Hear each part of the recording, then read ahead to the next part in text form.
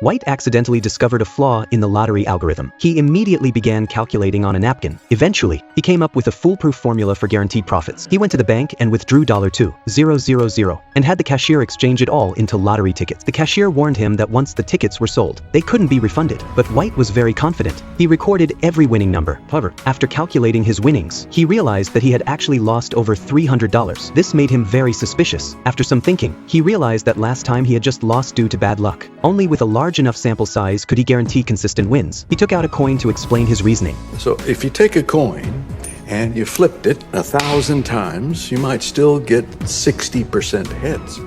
But if you flipped it 5,000 times, the probability gets closer to 50%. The sample has to be large enough to take luck out of the equation.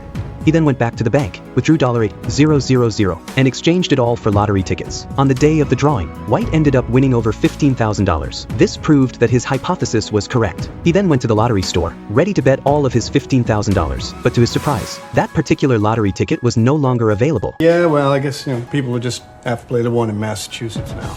They then prepared 3 days' worth of supplies and drove to Massachusetts. Upon arriving at the lottery store, they immediately took out their money to buy tickets. But due to the large amount, it took over 8 hours just to print the tickets. By the time evening came, they had printed all 8,000 tickets. They didn't even rest and stayed up all night verifying the winning numbers. After an entire night of calculation, they finally got the results. They made $21,043.